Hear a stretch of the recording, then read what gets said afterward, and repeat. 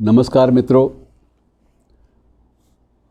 कई बार ऐसा होता है कि इतिहास बहुत सारी शख्सियतों को हाशिए पे बुहार देता है, हालांकि उनका अपने वक्त में बहुत महत्व रहा होता है, बड़ी चर्चा में रही होती हैं शख्सियतें, लेकिन इतिहास के पास इतनी फुर्सत शायद नहीं है कि वो सबको समेट सके, सबका जिक्र जो है उसको स्टॉक कर सके। तो कई बार इतिहास बुहार देता है, लेकिन बुहारने के बावजूद कुछ शख्सियतें सामने आ जाती हैं, और उनमें एक शख्सियत जिसका मैं ज़िक्र कर रहा हूँ आज, आपको याद करा रहा हूँ। आप में से बहुत सारे लोग शायद उसके नाम से वाकिफ़ भी होंगे, लेकिन ज़्यादातर लोग जो हैं वो नावाकिफ़ होंगे। लेकिन उस शख्सियत ने वाकई भारत की राजनीति में और भारत के राजनीतिक पटल पर बहुत बड़ा हंगामा मचाया था। मेरी मुराद है मित्रों श्रद्धा माता। श्रद्धा माता के प्रति मेरी भी श्रद्धा इसलिए है कि एक तो कोई भी देवी का स्वरूप हो, मेरा सर झुक जाता है। और इन दिनों में श्रद्धा माता का एक मंदिर भी है हरिद्वार में, जहाँ उनके श्रद्धालुओं की संख्या भी बहुत ज़्यादा है। मित्रों, एक समय था जब श्रद्धा माता और पंडित नेहरू को लेकर बहुत चर्चाएं चली थी। आप हैरान होंगे कि पंडित नेहरू का इन चीज़ों से क्या वास्ता।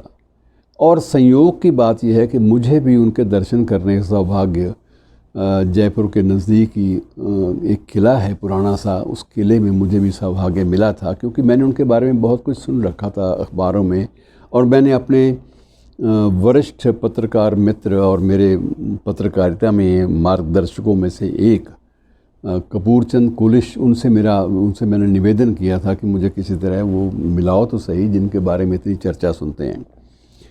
उन्होंने भी कहा कि मिलना आसान नहीं है, लेकिन तुम्हारा अगर हट है तो चलो मैं किस दिन ले चलता हूँ। और एक दिन मुझे वो ले गए। मित्रों, मैं देखकर वैसे दंग रह गया कि ये वही शख्सियत है जिसके बारे में इतनी व्यापक चर्चा अखबारों में, पुस्तकों में, किताबों में, डायरियों में मिलती है। इसमें कोई संदेह नहीं है कि श्रद्धा माता के चेहरे पर एक तेज, जिसे कहते हैं तेज था। वो तप का तेज था या क्या था, मैं कुछ इस बारे में टिप्पणी नहीं कर सकता। तो मैंने श्रद्धावश प्रणाम भी किया, और प्रणाम के बाद उन्होंने पूछा क्या करते हो भाई। तो मैंने कहा जी पत्रकारिता में हूँ। तो तुम भी कहीं खुशवंत सिंह की तरह कोई शरारत करने तो नहीं आए।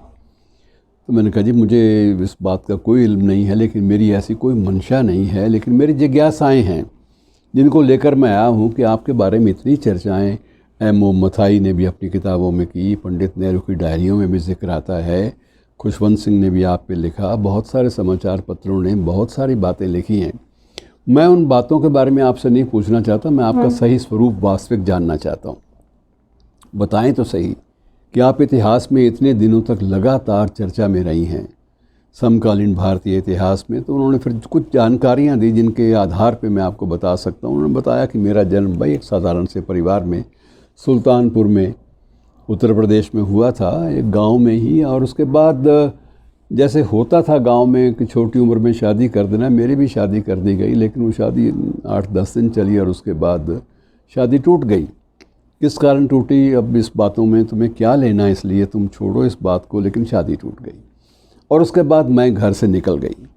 मुझे एक वैराग्य सा मन में जगा और मैं घर से निकल गई। और उसके बाद घर लौटी तो 26 वर्ष की मैं तब हो चुकी थी, अर्थात लगभग 10-12 वर्ष मैंने तप में बिताए, पहाड़ों की कंदराओं में, उपत्यकाओं में और हिमालय के बहुत सारे गुफाओं में बैठ के मैंने तप किया। और उसके बाद मुझे लगा कि अब मैं कुछ संदेश दे सकती हूँ, और मैंने एक प्रचारक के रूप में अपनी ज़िंदगी शुरू कर दी। मित्रों, यहाँ तक तो बात उनकी जो ज़बानी थी बात, मैंने उनसे जानबूझकर वो उन विवादों के बारे में नहीं पूछा जिनके बारे में मथाई ने जिक्र किया था या बाकी लोगों ने। तो सीधी सी बात ये थी कि इनकी चर्चा होती थी कि प्रधानमंत्री भवन में इनका आना जाना बहुत बढ़ गया था। सरदार पटेल गृह मंत्री थे भारत के, उनको इस बात की थोड़ी सी चिंता रहती थी कि कोई भी ऐसा पात्र, कोई ऐसा व्यक्ति प्रधानमंत्री भवन में नहीं आना चाहिए जिसकी जो पात्रता है या जिसका जो अतीत है या जिसके बारे में कोई चीज़ें पता ना चलती हों। विशेष रूप से 1948 में जब गांधी जी की हत्या हुई तो उसके बाद सरदार पटेल बड़े पर्टिकुलर हो गए थे कि नहीं, प्रधानमंत्री आवास के आसपास या राष्ट्रपति भवन के आसपास किसी भी संदिग्ध व्यक्ति को या बिना जिसका परिचय ना हो उसके बिना किसी भी व्यक्ति को ज़्यादा आने जाने की अनुमति नहीं दी जा सकती। तो उन्होंने पता भी करवाया अपने स्तर पे, और उनको भी जो जानकारी यही मिली कि वो एक तांत्रिक थी। तंत्र विद्या में उनकी बहुत गहन अध्ययन था उनका, और नेहरू जी के साथ देर तक उनकी बातचीत चलती थी, और कई बार ये देर तक बात जो है वो आधी रात तक चलती रहती थी। पटेल चिंतित फिर भी रहते थे कि किसी भी तरह से ऐसा नहीं होना चाहिए कि ये महिला जो है देश की राजनीति को भी कभी प्रभावित कर जाए, ये स्थिति में आ जाए कि देश की राजनीति को प्रभावित कर सके, या प्रधानमंत्री के बारे में कोई गलत किस्म की जो धारणाएं हैं लोगों के मन में बैठने लगें। तो उन्होंने पंडित नेहरू को स्पष्ट ही एक बार कहा कि पंडित जी ज़रा थोड़ा सा दूरी बनाइए, क्योंकि इसका जो आम जो बड़े आदमी की जो जिसका देश की राजनीति में जिसकी भूमिका निर्णायक हो, उसकी सार्वजनिक ज़िंदगी जो है वो विवादों से परे होनी चाहिए। और नेहरू ने भी इस बात को महसूस किया, और धीरे धीरे उनकी मुलाकातें कम होती गईं। और क्योंकि नेहरू के वैसे भी प्रधानमंत्री होने के नाते उनके दायित्व बहुत थे, तो कुछ मुलाकातें कम हो गईं, और उसके बाद काफ़ी अरसा दूरी बनी रही। और दूरी के बाद ये हुआ कि श्रद्धा माता ने इच्छा व्यक्त की कि मैं कभी एकांत में बैठ के साधना करना चाहती हूँ। तो नेहरू के आग्रह पर जयपुर के जो उस वक्त महाराजा थे महाराजा जय सिंह, तो उन्होंने इनके लिए एक पुराना एक किला था, हथरोई का किला, जयपुर के नज़दीक ही पड़ता है, तो किले में व्यवस्था करते कि आप वहाँ एकांत में अपना तप कर सकती हैं। और वहीं पर इनकी मुलाकात खुशवंत सिंह से भी हुई, और बाकी पत्रकारों से, और मुझे भी अवसर मिला दर्शनों का।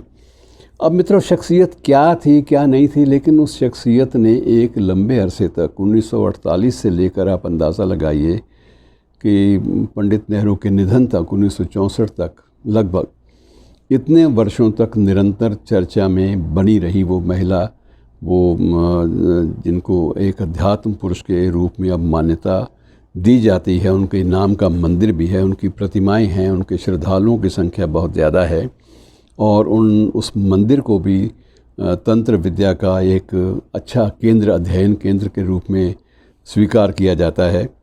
अब ये शख्सियतें क्या थी क्या नहीं थी ये कुछ पता नहीं चलता, और इतना है कि जब तक हम जाने ना, कोई प्रामाणिक हमें कोई सामग्री ना मिले, तब तक हमें उनके बारे में कोई गलत सीधी उल्टी सीधी बात करने का नैतिक अधिकार भी नहीं है, और व्यावसायिक रूप से एक पत्रकार के रूप में भी इस बात का कोई अधिकार नहीं है कि हम उनके बारे में उलझुल बातों का प्रसार करें। तो बहरहाल मैं बात कर रहा था इतिहास की, कि इतिहास बड़ा बेरहम होता है, तो कई बार जो चीज़ें उसके लिए प्रासंगिक नहीं होती उनको बुहार देता है।